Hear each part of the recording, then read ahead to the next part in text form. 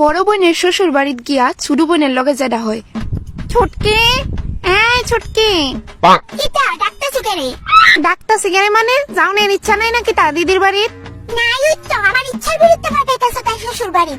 সপ্তাহে না হয় মাসে তো একবার যাওয়া লাগে না, পরে তো কেউই আয় না মায়ের বাড়িতে। মিশা কথা, তাই যেন ভালো মতো সংসার করে নিজের হেলিও পাঠাইতেছো। আমি যেটার লিগই হোক 3 দিন থাকা দেখবি তাই কেমন সংসার করে। কাপড় চোপড় গুছানি হলে তাড়াতাড়ি বাইরো। আমারই বাবালিকা বাকরা বানানি, তাই যদি আমার এনে চাকরের মতো কাজ করে আমি জীবনে যাইতাম না, থাকা তো দূরের কথা। পড়াই তো না, পড়াইলে তার বাপের বাড়ি অবস্থায় যাইতে পারবি না, আগে দিতাম।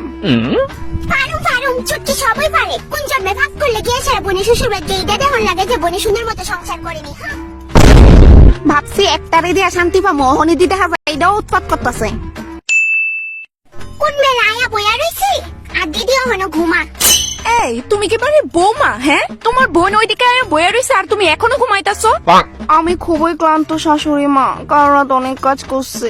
শ্বশুর বাড়িতে আইছো বিয়ে কইরা, কাজ তো করতেই হইব। এখন বাজে বেলা 9টা। উঠো উঠো উঠো, আমার ছেলেটা আবার অফিসেও যাইতো। লতিকা, আমার বাইরনের সময় হয়ে যাইতেছে গা, টিফিন বক্স রেডি নি? ধুর, আমি আর নিতে পারতেছি না। কত অত্যাচার সহ্য করতেছে আমার দিদি শ্বশুর বাড়ির মানুষটি। আমি জানতাম তাই যেন বিয়া হইয়া যাইবো, হেন মানুষটিরে তাই জ্বালাইয়া খাইবো, আমি ঠিক জানতাম। কত কাজ পড়ে রয়েছে জানো বৌমা?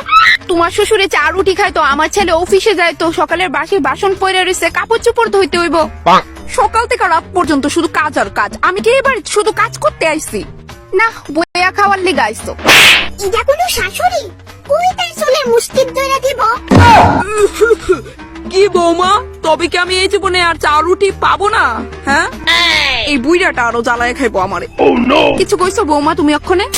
কিচ্ছু না। আচ্ছা শাশুড়ি মা, আপনি তো প্রথম এরকম আসছিলেন না? প্রথম তো তুমিও এরকম আসছিলা না বৌমা? এখন আস্তে আস্তে তোমার আসল রূপটা বাইরে আইতাছে। এই বেডিটাকে যদি আমি এতাম তাই পিছাটা দিয়ে বাইরে বিস্তারতে উড়াইলাম এনে। কাজটি করো গিয়া বিছনাতে নামো। আচ্ছা শাশুড়ি মা, ছুটকি আইছে না? হ্যাঁ, ওই রুমে বয়ে রয়েছে তোমার বোন। একদম ঠিক সময় আইছে। চিন্তা করো না, তোমার সব কাজ হয়ে যাবো গা, নিশ্চিন্তে থাকো। বনু বনু কই যাস? দিদি, আমার কালকে স্কুল আছে, এলিকা যাইতেছি গা। না বনু প্লিজ শুন, আজকে যাইস না, নইলে তুই দুপুরে যাইস। না দিদি, তোরে তোর শাশুড়ি যে কাম দিতে চাই মনোযোগ দিয়ে কর, আমি তোর আর ডিস্টার্ব করতে চাই না।